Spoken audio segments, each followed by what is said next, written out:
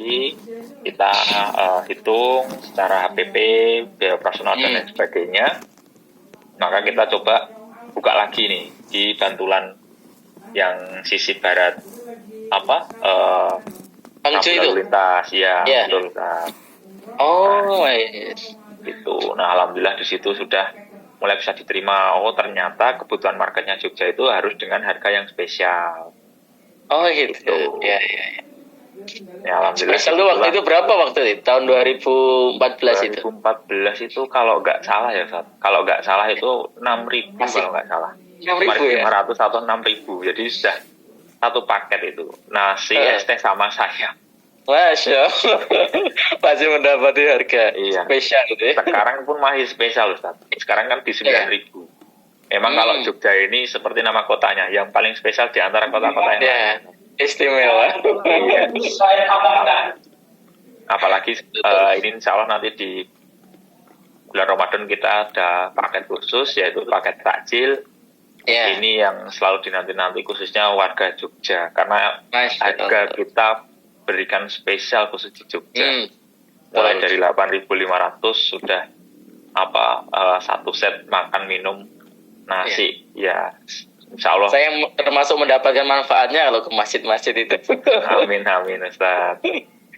Karena kalau di bulan Ramadan kayak gini, ya ini saya menyampaikan secara general, bukan dalam kontekstual marketing ya. Bahwa bulan Ramadan buat kami adalah bulan penuh keberkahan. Dalam sisi bisnis Rocket Chicken ini, dari Bapak pun juga menyampaikan, jangan sampai bisnis ini hanya berputar di dalam profit oriented. Banyak hal-hal yang harus kita pikirkan dari apa yang kita dapatkan, karena disitulah terkadang banyak hal yang kita dapatkan tanpa kita pernah prediksikan sebelumnya. Maka di Rocket Chicken itu sampai ada trigger seperti ini, Ustaz. Sedekahmu memperlancar rezekimu. Ibadah kuat, rezeki lancar. Sopo tekun bakal tekan. Jadi ini jadi kepada karyawan, kepada seluruh ini. Betul. Jadi alhamdulillah dari tahun 2015 apa 16 ya hingga terakhir di tahun 2024 kemarin kita alhamdulillah diberi kesempatan Allah untuk memberangkatkan 30 jamaah umroh, terutama di internal karyawan Ustaz, dan lingkungan dan warga sekitar. Seperti itu. Terus alhamdulillah Rocket Chicken yang kami tahu adalah salah satu brand lokal yang memberi kesempatan juga kepada para customer untuk bisa memenangkan hadiah yang salah satunya ada umroh, dan ada unit mobil, ada sepeda motor. Yaitu bentuk bagi kami bahwa kami bisa seperti ini pun juga karena customer semuanya. Doa-doa pelanggan juga ya, Masya Allah. Doa dan juga Masya Allah. Terus alhamdulillah kan saat ini kita juga sedang proses pengembangan yayasan. Mungkin kalau Ustadz mampir di tempat kami, situ ada ya bangunan sederhana lah dalam bentuk madrasah ibtidaiyah. Itu bagian dari keuntungan perusahaan yang kita alihkan sebagai wadah ya untuk mendirikan sebuah lembaga pendidikan, dan 1% pun kita tidak mengambil keuntungan dari itu. Kepedulian ini ya, persiapan untuk mendidik generasi juga ya. Betul. Konfliknya di convention hall-nya itu yang di Moy itu ya. Betul. Jadi lokasi gedungnya di sisi baratnya. Sisi baratnya. Berarti dari belakangnya convention hall. Belakangnya itu ya. Iya, Masya Allah. Alhamdulillah. Jadi angkatan berapa loh yang di MI-nya itu? Kalau yang sekarang masih angkatan kedua. Alhamdulillah kemarin kan ini alhamdulillah kita pengembangan bangunan baru di sisi utara. Alhamdulillah Allah mudahkan sudah waiting list sampai 2026 Ustaz. Para adik-adik yang alhamdulillah antusias untuk belajar sudah menunggu itu di Yayasan Nurul Furqon Al-Ati ini. Masya Allah. Baik Pak Arda. Kalau kembali ke topik yang saat ini kita saksikan, ikut menyaksikan ya, bagaimana pertarungan bahasanya apa ya kalau yang sendiri mungkin yang di marketing ya kan, bukan pertarungan, apa persaingan. Iya, persaingan, perlombaan ya, amal soleh dalam memberikan layanan terbaik. Kemudian kita kenal dengan Rocket Chicken juga, alhamdulillah setiap outlet minimal di kecamatan juga sudah ada. Saja kalau ke Nanggulan juga ada satu, ke Sentolo, ke mana itu daerah Bantul Pajangan, masya Allah. Berarti kan itu prosesnya pasti ada proses-proses yang ditahapi gitu Pak. Betul. Kalau untuk pengembangan sendiri, kita itu kan punya skema, yang mana skema itu juga tidak hanya asal ya udah ekspansi. Karena pada prinsipnya mengembangkan bisnis itu mudah, Ustaz. Yang susah bagaimana kita melakukan topologi atau mapping plan yang jelas supaya apa bisnis ini bisa survive dan terus berkontribusi baik, khususnya dalam kelangsungan hidup bisnis itu sendiri. Kalau contoh kayak Rocket Chicken ini, pembukaan cabang, kita melakukan sebuah survei lokasi. Secara ideal, survei dari outlet A ke outlet B itu lebih kurang sekitar 3 km. Kenapa demikian? Karena supaya meminimalisir adanya kanibalisme antar brand. Itu. Karena Rocket Chicken ini bukan, mohon maaf Ustaz, bukan perusahaan kapitalis. Yang mana kita ini sangat memikirkan dari semua aspek. Jadi contoh nih, ada mitra A, ada mitra B. Ketika mitra A sudah existing dengan outlet yang ada, terus kemudian mitra B mengajukan lokasi, apabila jarak itu tidak masuk dengan standar kriteria, pasti kita akan sampaikan. Jadi kita nggak yang, ya mungkin tanpa saya harus menyebut sebuah brand, Ustadz bisa melihatlah apa sih usaha yang menjamur saat ini, ya di luar konteks F&B ya Ustadz ya.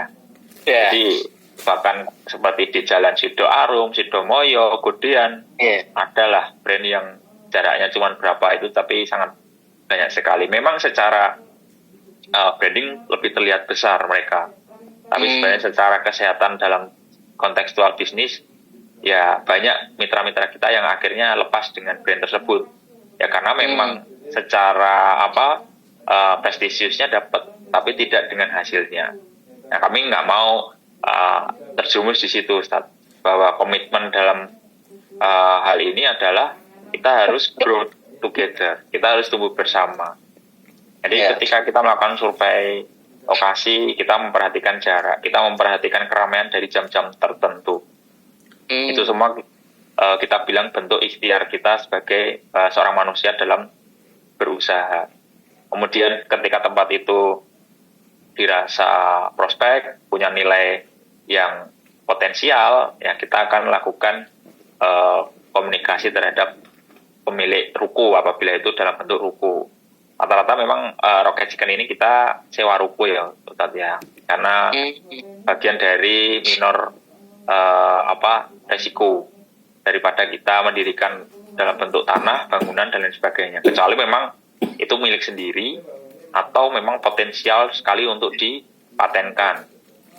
Nah, kemudian kita komunikasi dengan pemilik ruko, kita negosiasi soal harga. Di sana kita juga udah punya SOP, kira-kira sewa ruko berapa yang ideal untuk kita bisa profit dan lain sebagainya.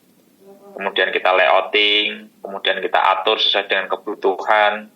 Ya, yang pasti kita mau mengarah kemana? Pasti sebuah bisnis F&B itu kita optimalisasi dengan konsep dine-in, bukan take away, Ustaz. Kenapa? Karena dine-in itu secara margin dia akan lebih optimal daripada take away. Karena biaya pembungkus itu tidak kelihatannya hanya sebatas plastik, kelihatannya sebatas box. Nah, ternyata di situ ada kos-kos yang cukup dia memangkas sebuah margin. Maka dari itu kita harus memikirkan secara area yang memungkinkan minimal bisa diisi beberapa meja dan kursi supaya ada minat atau daya beli dari customer untuk makan di tempat. Maka sebenarnya untuk platform online food itu sebenarnya banyak plusnya dan juga banyak minusnya, Ustaz. Kenapa? Banyak plusnya adalah bagi user, bagi customer. Mereka akan dimudahkan dengan membeli sebuah produk tanpa harus hadir ke lokasi yang menjual. Tapi sebagai pelaku bisnis, sebenarnya itu cukup memberatkan.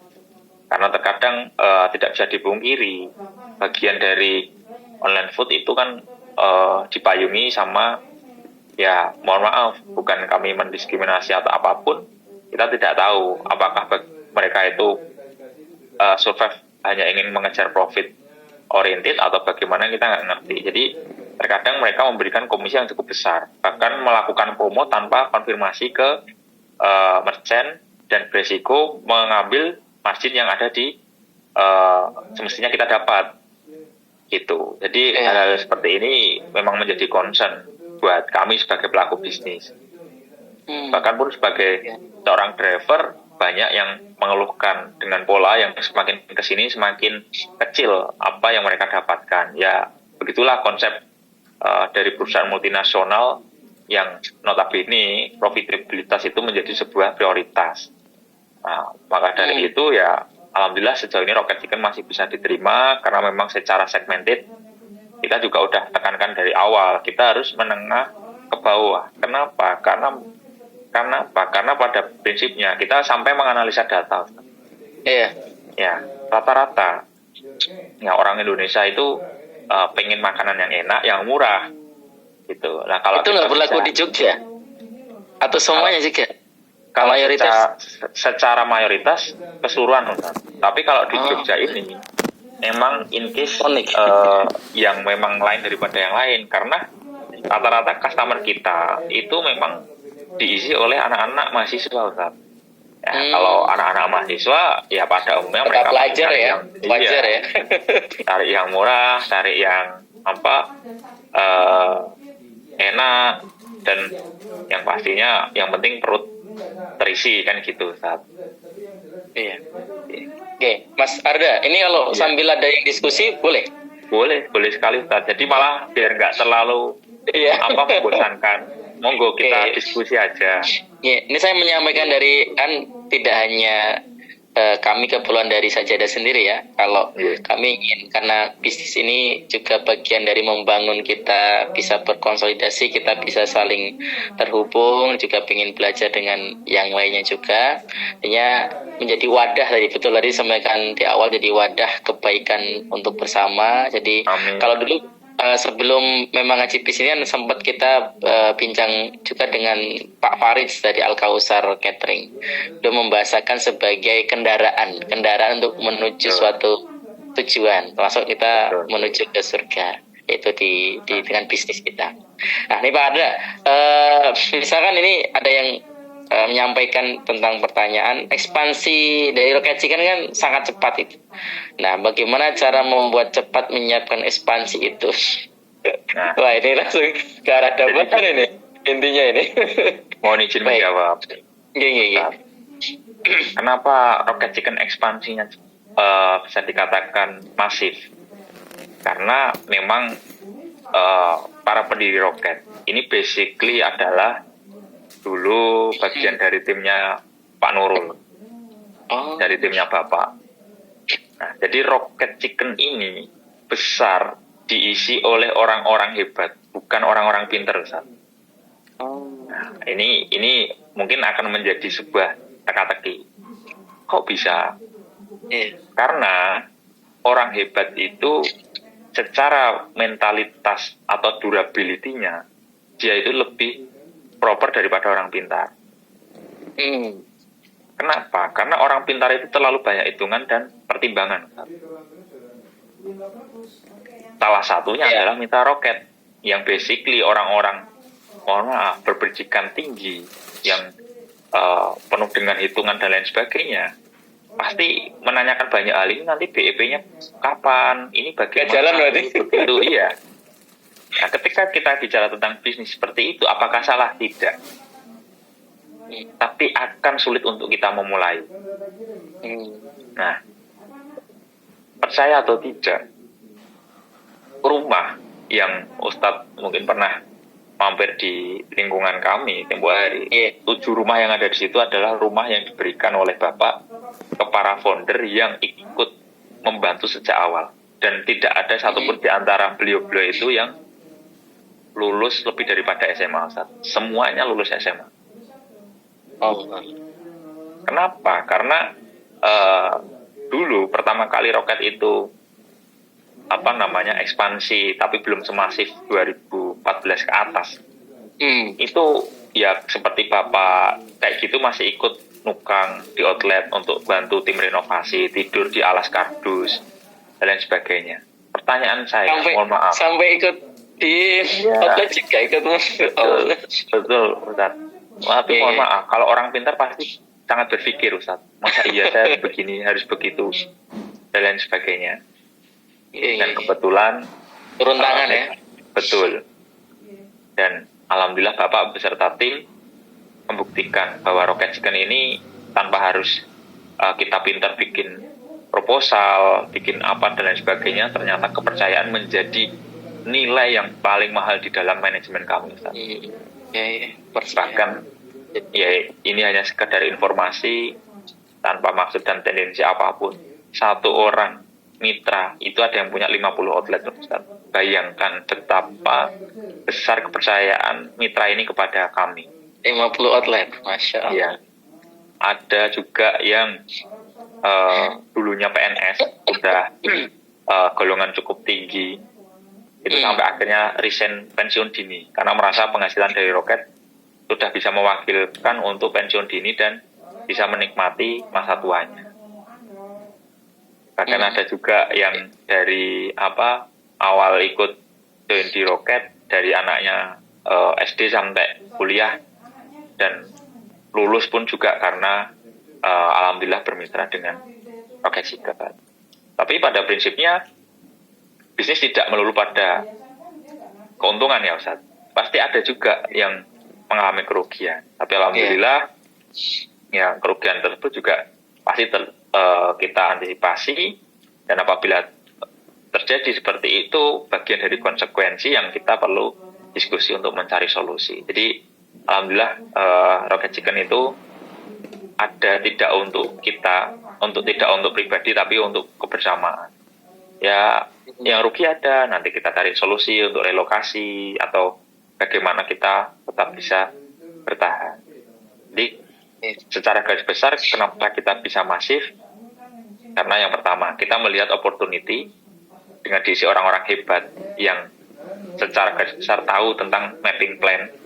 Kalau kita nggak segera mengambil sebuah peluang, maka peluang tersebut akan potensi diisi oleh yang lain. Nah, maka momen itu jangan sampai kita lewatkan. Sesuatu yang mahal di dalam sebuah bisnis adalah melewatkan momen. Karena banyak keraguan, banyak kekhawatiran, ketakutan, dan lain sebagainya. Jadi, percaya atau tidak, Rocket Chicken ini diisi orang-orang pintar yang basisnya adalah sarjana, itu hanya di ruang lingkup accounting, pajak, dan keuangan aja, Ustaz. Selebihnya orang operasional full 98% adalah lulusan SMA. Iya. Saya pernah ini ketemu beberapa, ada anak asuh kami, tapi sekarang di karyawan di Mecing. Kalau saya lulus SMA juga. Dia yang di Mecing dekat, yang dulu waktu pembukaan pertama itu ketemu di situ. Masya Allah. Oke, menarik pada tentang ekspansi ya. Berarti untuk satu tadi yang menjadi poin penting menarik itu adalah prinsip dan ini ya, kepercayaan yang dijaga situ ya, dengan orang-orang foundernya yang mereka yakin, saling percaya, kemudian siap turun tangan itu, yang siap turun gunung ini, Masya Allah.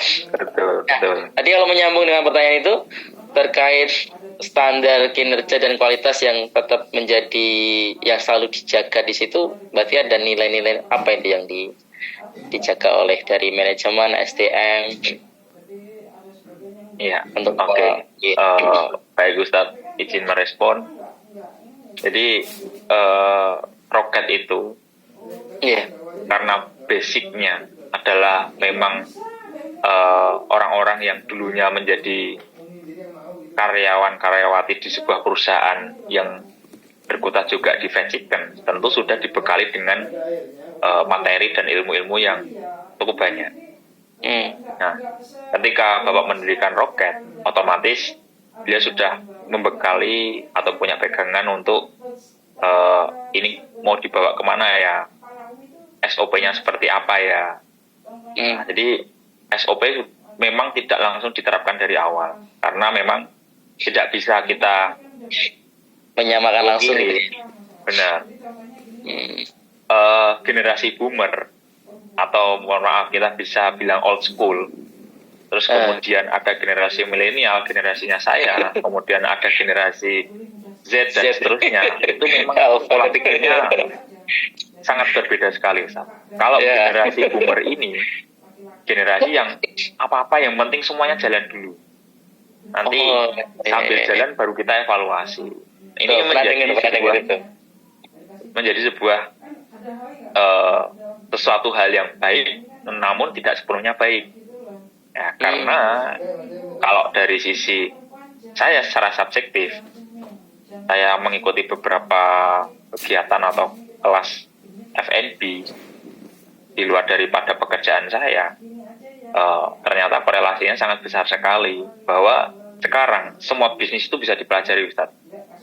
Jadi tetap kita harus punya mentalitas nyali yang besar untuk mengambil sebuah keputusan dalam mendirikan bisnis. Tapi ingat, jangan sampai kita dengan metode ngawur. Udahlah, yang penting saya punya modal sekian. Yang penting buka dulu, nanti dievaluasi. Dengan polanya Roket yang dulu, apabila itu diaplikasikan sekarang, saya yakin brand Roket nggak akan bisa tumbuh sekarang gitu, Ustaz. Nah, maka sekarang ada diisi oleh generasi-generasi yang lebih fresh, maka kita bisa brainstorming dengan generasi boomer. Baiknya seperti ini. Alangkah idealnya kalau seperti itu dan lain seterusnya. Nah, kita buatlah sebuah SOP.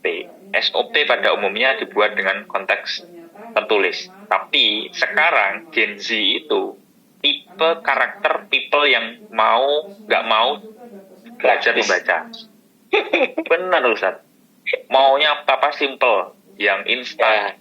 Nah, maka di situ kita yang muda-muda, ya itu bagian juga dari saya beserta tim memikirkan gimana caranya kita bikin visual yang lebih mudah untuk dipahami. Gitu. Terlepas daripada people ini beresiko dengan human error, karena ya dari informasi saja, Ustaz. Alhamdulillah total karyawan Roket Chicken itu lebih kurang 15.000 se-Indonesia. Jadi ya untuk memahami. Paling jauh mana Mas ada? Kalau di area Sumatera itu ada di Jambi, Jambi, Bangka Belitung, ada di Kepulauan Riau, kemudian ada di Gorontalo, di Bima, NTB. Oh, maksud timur ya, paling timur ya? Iya, Masya Allah. Ya, jadi memang bisnis F&B ini penuh dengan tricky yang luar biasa. Di pertanyaan tadi yang disampaikan oleh Ustadz mewakili dari audiens sangat benar sekali. Bagaimana itu menyeragamkan dan lain sebagainya. Ya, dengan komitmen, dengan kita tentukan masing-masing leader di wilayah-wilayah yang sudah kita tetapkan supaya monitoring dan lain sebagainya tetap kita bisa pantau. Maka sekarang tugas saya adalah bagaimana saya memperbaiki sistem hotline service, Ustaz. Jadi ketika ada inputan, ada inputan, ada komplain dari customer, bagaimana kita merespon dengan cekatan supaya customer merasa bahwa memang walaupun kami lokal, kami itu peduli sampai ke akar-akarnya ke customer. Ya, bahkan ada suatu case, misalkan customer itu beli produk yang mohon maaf ya Ustaz, misalkan beli paket. Kita nggak tahu nih si online food ini bawanya benar atau enggak. Nah, atau mungkin kesalahan dari kami, kita semuanya berhusnudzon aja. Ternyata sampai ke customer minumannya itu tumpah. Nah, kenalah semua ke boxnya. Jadi ya kan aneh nih makan nasi Roket tapi rasa es teh, kan aneh ya Ustaz. Ada kuahnya. Nah, atau rasa Milo ya gitu kan aneh. Komitmen kami ketika ada inputan titik dan saran dari customer, semaksimal mungkin segera kita follow up. Kalau hari itu memungkinkan untuk kita ganti produknya, kita ganti. Tapi kalau memang nggak memungkinkan, ya mungkin keesokan hari kita akan ganti. Sampai sebegitunya tanpa kita menyalahkan siapapun. Oh ini mungkin drivernya nih, oh mungkin ini bohong nih dan lain sebagainya. Kita alhamdulillah ya tidak ada kepercayaan tadi ya. Betul. Insyaallah. Baik. Mas ada nyambung lagi nih. Ini ada tadi terkait tentang sistem itu, kemudian secara internal juga dengan gimana ikatan dengan para, ini menyambung pertanyaan dari audiens, menyambung ikatan para karyawan dan SDM dengan Rocket Chicken agar kuat hubungannya. Kan dulu kalau sempat kami diundang ada acara di internal ya, halal bihalal atau ada acara, kadang ada Muharram kan, mereka diundang di kantor, diundang di convention hall, kan kami ada mewakili anak asuh untuk hadir ke sana, kan ada ikatan juga di sana. Itu menarik untuk dicermati juga. Bagaimana Mas? Iya. Jadi begini Ustaz, bagaimana kita menyambung keterikatan dari leveling direktur sampai ke teman-teman operasional. Yang pertama, kita ada yang namanya meeting bulanan. Nah, meeting bulanan itu diwakili oleh masing-masing manajer area di area masing-masing. Terus kemudian kita ada kegiatan-kegiatan berkala, seperti bersosial. Kemudian kegiatan sebulan sekali kita bersedekah dengan budget yang sudah kita tentukan. Terus kemudian ada kegiatan-kegiatan yang walaupun kita terbatas dengan jarak, tapi potensial untuk dipertemukan di satu titik. Contoh, kayak kemarin kegiatan anniversary Rocket. Jadi perwakilan dari outlet kita tentukan per satu outlet itu mewakilkan satu karyawan untuk hadir di acara anniversary. Kita akomodir transportasi, terus kemudian konsumsi. Kita juga berikan mereka dress code, dan juga kupon potensial untuk mereka mendapatkan door prize dan lain sebagainya. Nah itu yang hanya di wilayah Jawa. Kemudian di Kalimantan juga sama, di Sumatera juga sama. Ya walaupun kita belum bisa maksimal, setidaknya kami sangat peduli terhadap semua elemen yang ada di dalam naungan Rocket Chicken. Gitu. Terus kita juga ada training berkala, kemudian ada safari visiting, seperti nanti bulan Ramadan kita ada bukber di masing-masing region. Mungkin salah satunya saya nanti hadir di antara teman-teman yang ada di wilayah-wilayah. Ya kita minimal saling menyapa, kita sharing ilmu seperti ini, tapi dengan cara luring. Jadi teman-teman semua bisa bertanya jawab tentang R&D, tentang marketing. Apabila ada inputan, usulan yang baik, yang positif, kita tampung, nanti kita follow up. Jadi mereka merasa bahwa berarti dengarkan ya. Iya, betul Ustaz. Salah satu mempererat hubungan dengan karyawan adalah harus mau tahu, Ustaz. Karena pada prinsipnya yang kita temui laba-laba di luaran sana, para leader itu rata-rata nggak mau tahu. Ya, saya nggak mau tahu. Saya maunya ya udah gimana caranya kalian melakukan itu. Padahal itu prinsip yang sangat salah. Dan kami diajarkan bagaimana kita itu memuliakan, memanusiakan manusia, Ustaz. Ya, jadi prinsip di sistem memberikan pengajaran tanpa harus menghakimi, ya kita harus melakukan itu dengan baik. Sederhananya adalah ketika kita punya tim, ya tim yang salah itu harus dibina, Ustaz. Kalau misalkan dibina kok masih, mohon maaf, menyimpang, ya di rebina. Kalau memang sudah ada di limit, tidak bisa diatur, ya mohon maaf, mohon maaf nih Ustaz, bahasa yang paling kasar ya dibinasakan. Artinya ya udah kita tidak bisa lakukan toleransi lagi, begitu Ustaz. Oke. Betul. Memang menjaga tadi ya, dari kan mendengarkan dari yang bawah pun bisa juga menarik untuk bahkan mungkin yang bawah itu malah bisa jadi sesuatu yang memang dijadikan perbaikan yang mendasar itu. Betul sekali. Mohon maaf Pak Ada. Ini ada mungkin sebelum nanti ini ya melanjutkan sampai kita maksimal aja bro, Mas Adi. 19 ya?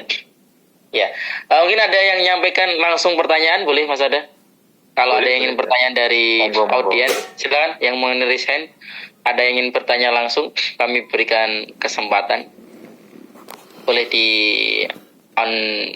unmute, di mute-nya di ada dari peserta. Ini malah pesertanya ada yang namanya Ati. Saya kira bapak saya ikut join, Ustaz. Ini Ustaz, ini tim kami yang di kelas produksi juga. Ada artinya juga. Halo. Oh iya. Iya. Halo. Oh, boleh nanya. Halo Mas Kasim ya. Boleh. Mau Pak Kasim bisa menyambung lagi. Tadi saya sempat mengetik pertanyaan dan tersampaikan. Mungkin mau disampaikan langsung boleh. Oh iya, boleh lisan ya. Ya Pak Kasim. Itu Waalaikumsalam, harus Bapak. ada ini modal minimal Mas, berapa? aku mungkin mau nanya nih terkait kan tadi disebutkan total 15.000 karyawan ya. Nah, buat kan mungkin apa ya, kalau 15.000 karyawan itu kalau dari paling atas mungkin misalnya Pak Nurul Ati itu gimana caranya biar ngasih instruksi ke bawah dan semuanya tuh rata itu caranya gimana? Itu kan organisasinya terlalu gede banget 15.000 itu gimana caranya pesannya itu bisa sampai ke bawah dan tereksekusi bagus kayak gitu. Oke. Iya, Bapak izin menjawab ya. Monggo. Nah, jadi kan gini, Pak. Pak Nurul itu kan bukan single factor. Beliau punya tim yang cukup banyak. Jadi per coverage area itu selalu ada manajer area. Nah, ketika dari pusat, manajemen pusat, contoh sederhana. Misalkan saya sedang proses membuat development produk. Nah, ketika sudah approval dari sisi direksi, saya membuat semua turunannya. Resepi, SOP cara pembuatan, hal-hal yang boleh dan tidak boleh dilakukan, saya kemas sesederhana mungkin, kemudian saya ajukan ke direksi, disitulah di approval. Setelah di approval, saya share ke semua yang ada di operasional melalui manajer area. Nah, nanti tim dari Instructor Training Center itu juga akan melakukan agenda untuk kegiatan training terhadap produk baru tersebut. Jadi kita kuatkan dengan area manager yang meneruskan informasi tersebut ditambah dengan kegiatan temporary yang sudah diagendakan setiap periodik oleh tim Instructor Training Center. Ya, walaupun di dalamnya ada kemungkinan human error, tetapi itu semua juga udah kita maksimalkan dalam sisi pembinaan, Bapak. Ya, pasti kalau dibayangkan begitu rumitnya, Bapak. Tapi setelah ya kita memang komitmen di dalam tim harus saling support, maka di sini tidak ada yang namanya ya ini bagian si A, ini bagian si B, nggak ada. Ini bagian dari kita bersama. Bahkan di waktu-waktu tertentu saya pun juga memberikan pengarahan kepada tim yang agendakan apa yang menjadi inputan dari teman-teman terhadap produk baru tersebut, supaya nanti akan saya kaji ulang. Misal ada temuan-temuan atau inputan dari customer, nah di sana kita akan lakukan penyesuaian juga. Secara garis besar seperti itu, Bapak. Matur nuwun Mas Wardana. Sami-sami. Mas Kosim terjawab gitu. Iya. Mungkin dari yang lain ingin menyampaikan secara langsung. Halo. Tadi mungkin belum terjawab atau ada yang ingin masih menggerundel atau mengganjal untuk mau ditanyakan kepada Pak Arda. Kalau enggak nih pertanyaan nanti sesi diskusinya saya yang lebih panjang nanti. Halo. Monggo. Kedengaran? Halo. Iya, Iya. Pak. Iya, saya Pak Zen. Dengan Pak Sinten? Pak Zen Jogja. Pak Zen. Pak Zen. Oh, ini namanya masih Samsung SM ini, Pak. Saya Pak Ya, Zen. monggo Pak Zen. Ya. Saya melihat berbagai ayam atau apa namanya itu ya. Ya kata kayak seperti fried chicken atau apa atau mungkin yang lain, mungkin juga kroket. Itu kulit termasuk enggak itu? Soalnya saya melihat kulit itu kan mungkin masuk junk food atau untuk orang tua terutama kan kurang bagus ya. Apakah enggak diseleksi setiap yang mau digoreng atau mau disajikan tuh tidak dimasukkan kulitnya, atau kulitnya dikeluarkan atau tidak disertakan gitu loh. Satu. Yang kedua itu yang mendirikan kroket itu harus punya rumah gitu, kemudian modalnya berapa, itu kaitannya dengan modal lah. Kaitan dengan rumah dan modal. Mau franchise berarti ya Pak ya? Iya. Oke, baik. Ada mungkin langsung mau nyambung? Ampun Bapak. Ya. Baik Bapak, izin menjawab ya yang pertanyaan pertama terkait tentang healthy food ya. Iya. Yang perlu bersama kita di sini bahas ya Bapak. Fried chicken salah satu secara analisa data itu menjadi produk ayam adalah menjadi kebutuhan pokok masyarakat Indonesia, bahkan secara rating dia paling tinggi daripada daging. Nah, untuk fried chicken sendiri juga masih menjadi top ranking bagian dari kebutuhan masyarakat Indonesia karena yang simple, mudah dikonsumsi dan menjadikan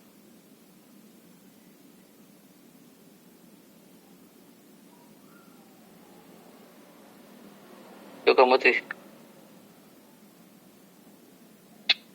Pak Arda, apunten. Sepertinya mic-nya dari mana? Dari sini atau dari sana? Ke mute. Oh iya, mohon maaf Bapak. Iya. Apunten. Ternyata Ya. ke mute.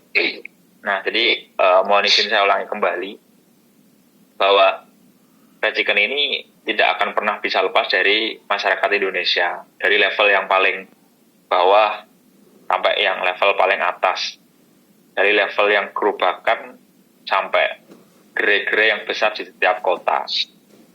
Nah, ketika Bapak ada pertanyaan terhadap kulit itu membahayakan atau tidak, memang ini sudah akan menjadi sebuah concern atau market tersendiri Bapak.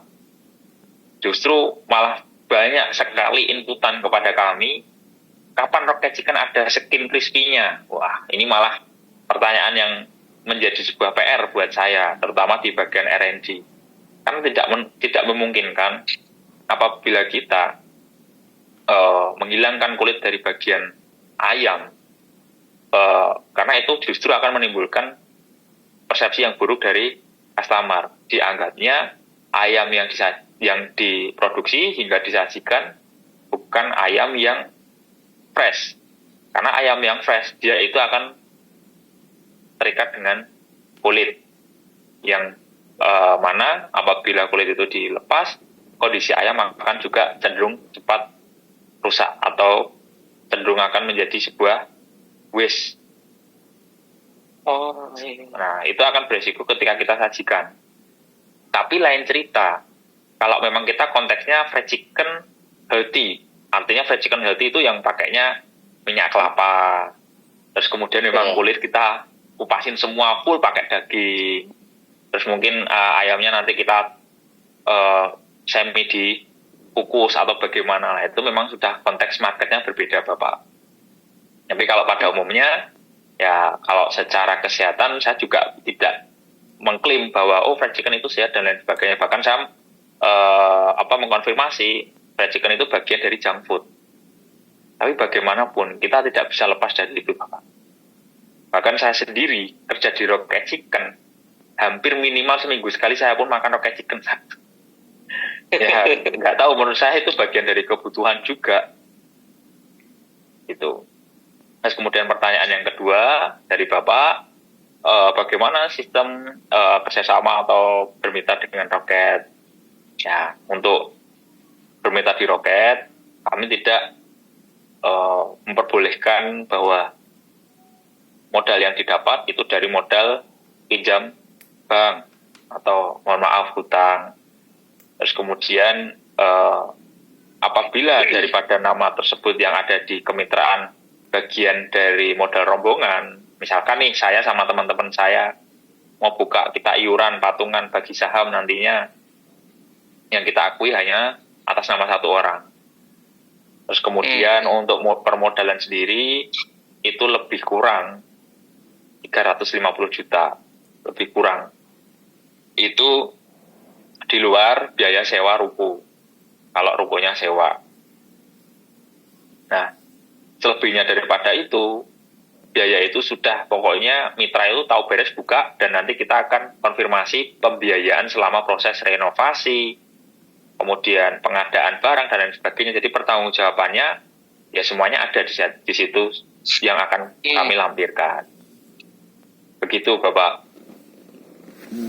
Tapi berarti ini menjawab juga yang pertanyaan dari Pak Wahyu Kurniawan ya Pak, terkait bagaimana membuka franchise-nya berapa, tadi sudah terjawab berarti ya?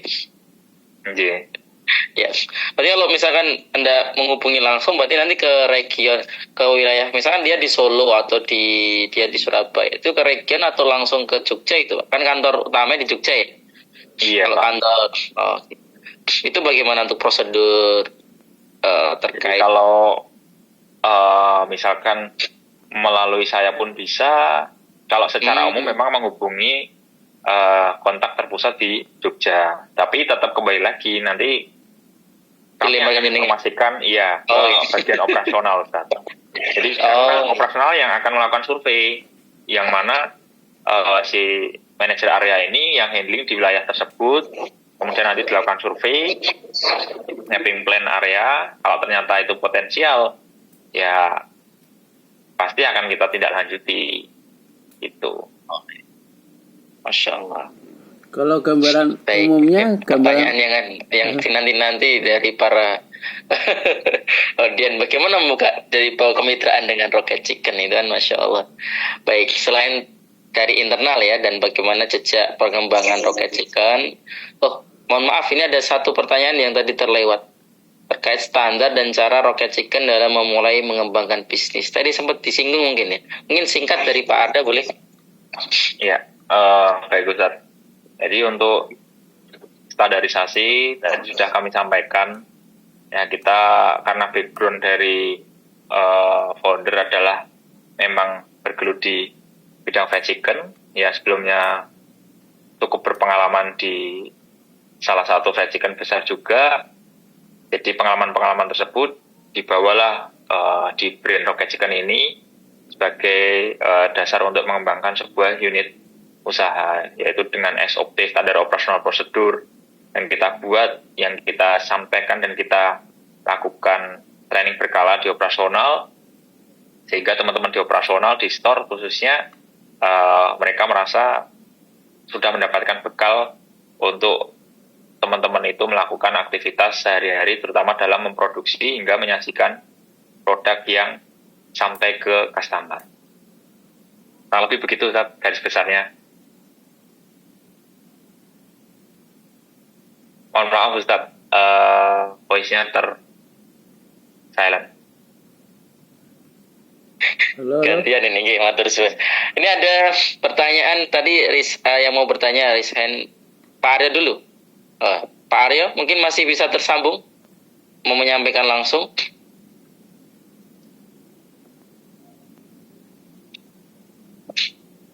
Pak Aryo? Ya, siap. Ya. Oke. Bisa. Dari mana Pak Aryo? Ada kopi saya Dengar, Pak. Jogja. Monggo Pak Aryo. Mohon maaf. Assalamualaikum Pak Arda. Waalaikumsalam warahmatullahi wabarakatuh. Kenal saya Aryo. Jadi saya kan kemarin sekitar 1 atau 2 tahun yang lalu ngefans. Jadi kalau bukber pasti nyarinya itu yang dekat kampus itu. Ini ya Pak. Terus di daerah mana ya saya sering itu ya, di daerah lah saya sering jalan-jalan itu. Yang saya tanyakan ini satu, yang pertama itu kan mohon maaf ya sebelumnya ya, bahwa biasanya kan ini kan apa namanya, sumber utama kan dari ayam non kampung ya, itu ya. Betul Bapak, ayam negeri. Itu ayam negeri. Nah ini saya pengen tahu aja, karena kan beberapa jurnal penelitian, terus beberapa hal-hal yang saya dengar itu kan juga ini masuk kategori junk food katanya kan kayak gitu ya. Nah, ini untuk dari Rocket sendiri untuk katakanlah menjamin dalam tanda kutip bahwa ini bukan junk food yang membahayakan generasi-generasi sekarang, mungkin anak saya atau cucu saya gitu. Apa satu itu, yang kedua, terus yang ketiga mungkin kalau boleh diinformasikan, sudah berapa outlet ini, apakah seluruh Indonesia kah, di mana saja mungkin dominasinya selain di Jawa Tengah, Jogja itu mungkin, atau Jawa Barat, Jakarta, DIY, atau mungkin luar Jawa gitu kalau boleh. Karena saya siapa tahu nanti ada rezekinya ikutan yang Bapak tadi, bisa ngikut derek. Amin, derek, amin, namanya derek ikut jadi mitranya gitu. Mungkin itu dulu ada Ustaz. Matur nuwun sebelumnya. Assalamualaikum warahmatullahi wabarakatuh. Waalaikumsalam warahmatullahi wabarakatuh. Baik Bapak, matur nuwun pertanyaannya dan mohon izin merespon. Yang pertama, bagaimana kita meyakinkan kepada customer kita bahwa Rocket Chicken itu bagian dari makanan yang tidak junk food atau sebagainya. Karena untuk junk food sendiri itu udah bagian dari sebuah teori, Bapak. Ya, jadi dulu saya sempat mempelajari dalam sisi mata kuliah perekonomian bisnis, karena basically saya dulu fokus di F&B. Ketika saya berada di MSDM, duluan saya kuliah di manajemen sumber daya manusia, kemudian saya mengulas banyak di F&B dan juga perusahaan permobilan. Nah, akhirnya saya terjawab bahwa junk food itu hanya istilah. Karena apa? Makanan-makanan tersebut makanan yang diproduksi dengan cara yang instan. Dan daripada sumber teori yang saya dapatkan, makanan yang sehat itu makanan yang diolah sedemikian rupa. Ya, contohnya misalkan di rumah bapak atau ibu masak masakan yang diracik dengan cara yang beraneka ragam. Kecenderungan itu adalah makanan yang sehat. Tapi pada kenyataannya, setelah saya masuk di dalam perusahaan Rocket Chicken, itu luar biasa sekali, Pak. Ketat sekali untuk kita bekerja sama dengan masing-masing prinsipal atau supplier. Contoh, supplier terbesar kita untuk ayam sendiri itu mungkin, ya ini saya sedikit bocorkan. Mungkin Bapak Ibu pernah mendengar perusahaan Java Group. Nah, Java Group itu punya anak usaha yaitu perusahaan RPA, rumah pemotongan ayam, yang mensuplai hampir ke seluruh RPA kecil di Indonesia. Nah, di sana sistemnya luar biasa sekali, Pak. Ayam dari sisi pemotongan hingga sampai terdistribusi ke customer. Kemudian, perihal pembumbuan, bumbu yang kita siapkan untuk proses marinasi, kemudian untuk proses grading, dusting, hingga frying, dan serving, penyajian ke customer, itu sejauh ini kami belum menemukan produk itu asli dari Indonesia. Jadi produknya rata-rata dari Eropa, dan untuk masuk ke Indonesia, level standar sertifikat halalnya itu jauh lebih ekstra.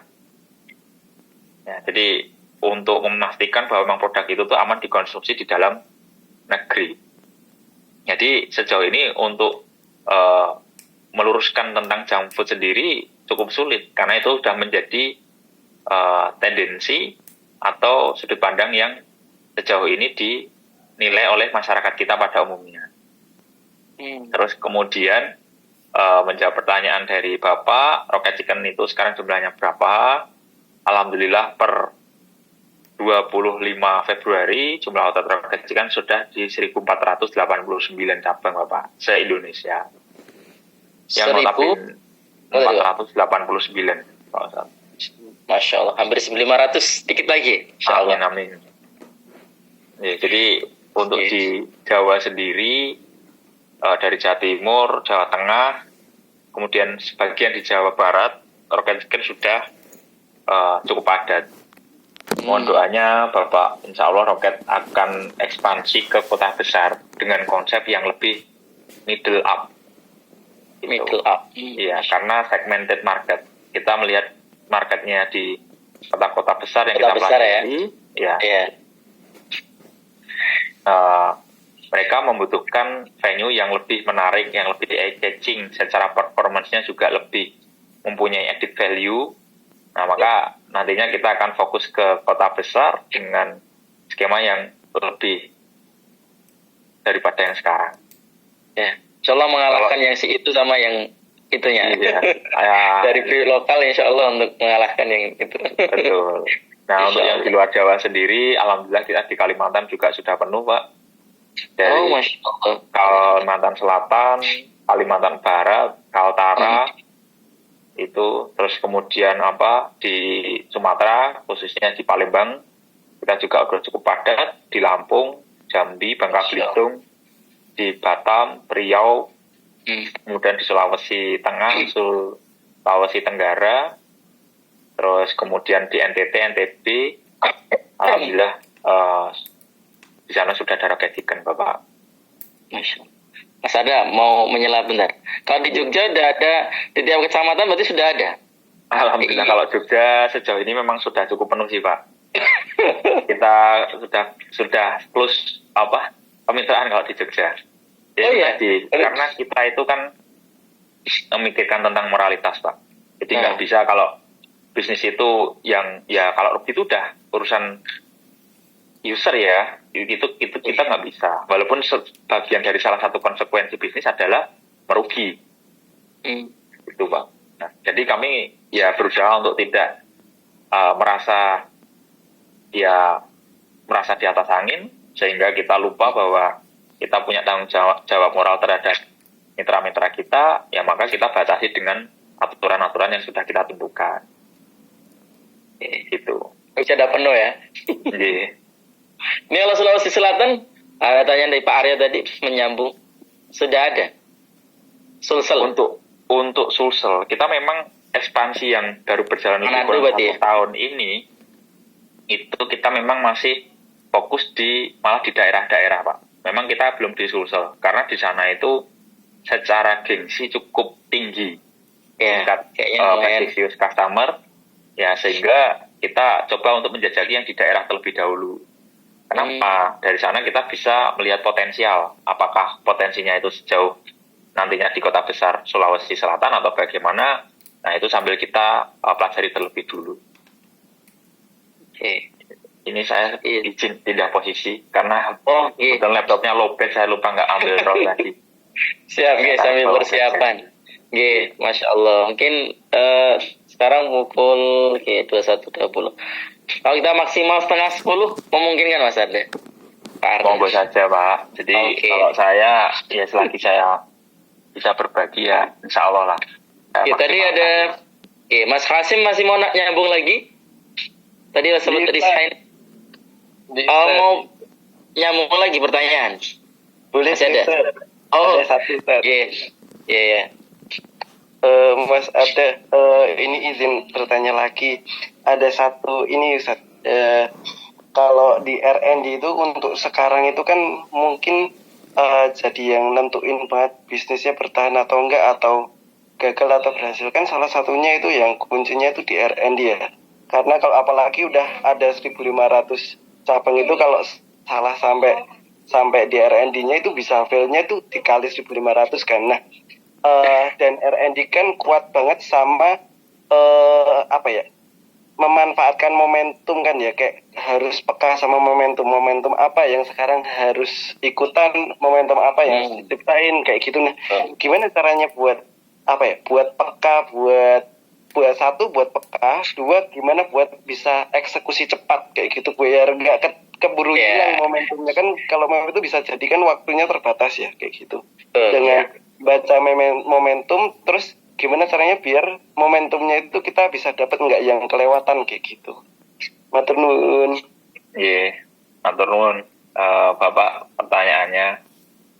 Jadi begini, Pak. Kalau di tempat kami, R&D itu menentukan dalam sisi apa yang mau dikembangkan. Tapi benar juga yang Bapak bilang, secara potensial atau resiko-resiko yang terjadi, salah satu sumbernya juga bisa bagian dari R&D.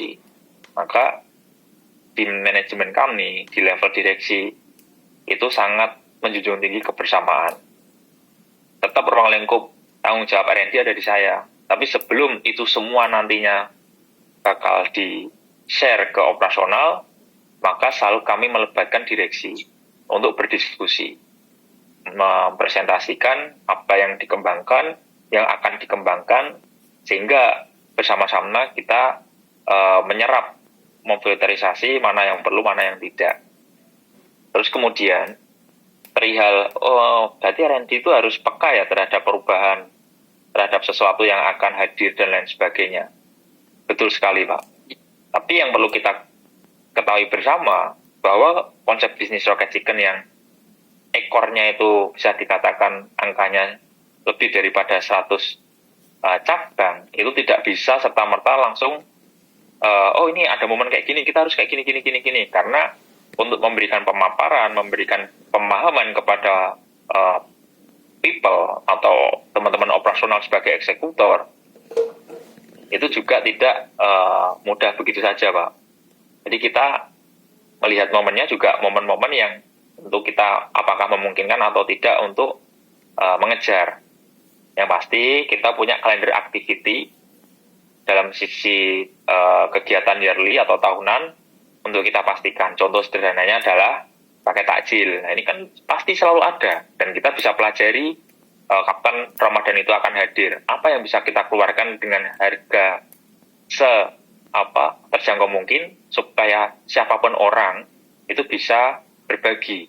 Disitulah kita mengatur margin setipis mungkin, setidaknya masih ada sedikit margin untuk kegiatan operasional. Jadi ya kita berpikir tentang ibadah juga. Kemudian kegiatan-kegiatan tertentu yang kita bisa pelajari. Contoh, khususnya Rocket Chicken di Yogyakarta, ya alhamdulillah setiap tahun kita selalu berusaha istiqomah untuk kegiatan SI bersolawat bersama ulama yang secara garis besar terima oleh masyarakat Indonesia. Di situ kita berusaha untuk melakukan kegiatan CSR dengan membagi, terakhir kemarin itu di kurang lebih 50.000 box nasi roket kayak gitu. Nah, jadi kegiatan-kegiatan seperti itu kita memanfaatkan tidak serta-merta hanya melihat dari sisi revenue, tapi ya lebih ke ketika kita bisa berbagi, maka potensi orang-orang mendoakan itu akan lebih besar untuk memberikan manfaat kepada Rocket Chicken. Karena apa, Pak? Kalau kita terlalu adaptif, menurut kami, menurut R&D di Rocket Chicken, itu ada baiknya, tapi lebih dominan banyak ketidakbaiknya. Kenapa? Karena SDM kami tidak sedikit, jadi potensi untuk memberikan pemahaman itu juga tidak bisa singkat. Kemudian kita maka menguatkan dengan yang namanya service excellence. Jadi ketika brand kita sudah bisa diterima dengan masyarakat, ya apa yang bisa kita lakukan? Yang paling sederhana adalah ya kita memberikan pelayanan yang baik, tidak hanya serta-merta harga murah, rasa dapat diterima, tapi ya bagaimana pelayanan yang baik dari customer datang sampai akhir dan lain sebagainya.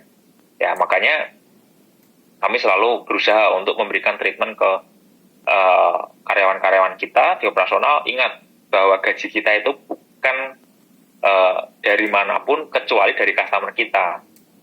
Bertahan atau tidaknya brand Rocket Chicken ya bergantung dari customer kita. Customer memang customer is the king. Buat kami itu salah, Pak. Karena kalau customer itu adalah raja, tamu adalah raja, tanda kutip ini di dalam kontekstual berbisnis ya, Pak. Si tamu akan berlaku seenaknya sendiri, akan merasa harus diistimewakan, dirajakan dan lain sebagainya. Tetapi di tempat kami sepakat bahwa customer adalah orang yang memiliki uang, yang membutuhkan sesuatu dan harus dimuliakan.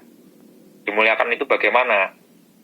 Ya, disambut dengan antusias, diberikan penawaran produk-produk yang menarik, dari paket yang paling terjangkau hingga variasi paket yang tersedia. Secara garis besar seperti itu, Pak.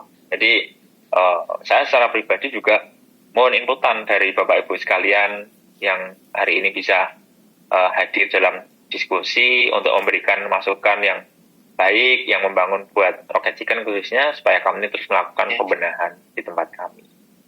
Kurang lebihnya begitu Bapak. Baik, Masya Allah. Cukup Pak Hashim, dan jika waktu mendekati 9:30 dan kami selalu berharap juga memohon doakan pada Rocket Chicken secara umum dan khususnya Pak Arda, semoga bisnis ini Allah ridhai, Allah berkahi, bermanfaat untuk umat, bermanfaat untuk masyarakat seluruh Indonesia, dan memberikan kebaikan untuk semuanya. Dan ini mohon maaf Pak Arda, mungkin ada closing statement sebelum nanti kita tutup atau foto bersama nanti di dokumentasi. Ya. Baik Ustadz, sebelum kita akhiri diskusi dalam daring pada malam hari ini, secara garis besar summary saya bisa menyampaikan ke diri saya pribadi maupun Bapak Ibu sekalian, ya mungkin saya tidak menjalani proses se-ekstrim Bapak Nurul Hadi, tapi saya meyakini bahwa sukses itu berjalan melalui proses. Nah, jadi tidak melalui banyak protes, dalam tanda kutip protes itu ya mengeluh, ya, kemudian tidak sabar dan lain sebagainya. Bahwa kesuksesan berasal dari sebuah proses. Soal hasil dan lain sebagainya itu bagian dari ekspektasi yang kita sudah tidak perlu fokus ke sana. Bisnis itu bisa dipelajari di era sekarang. Semua ada YouTube, kemudian ada penunjang-penunjang lainnya yang bisa kita pelajari. Jadi tentu kalau kita ingin membuka sebuah usaha, kita bisa melihat, menengok kanan kiri kita. Jangan sampai jadikan kompetitor kita adalah sebuah musuh, tapi jadikanlah guru. Kenapa? Dengan demikian maka kita akan belajar, apa sih yang menarik dari brand A, apa sih yang bisa kita tiru dari brand B, dan seterusnya. Maka sekarang bisnis F&B itu muncul secara masif sekali, tapi juga sebaliknya, banyak yang closing juga. Kenapa? Karena banyak businessman atau entrepreneur itu yang FOMO, fear of missing out. Kenapa? Mereka menganggap bahwa, aku mau kayak gini, udahlah gini aja, tinggal tiru aja. Padahal bisnis tidak hanya sesimpel itu.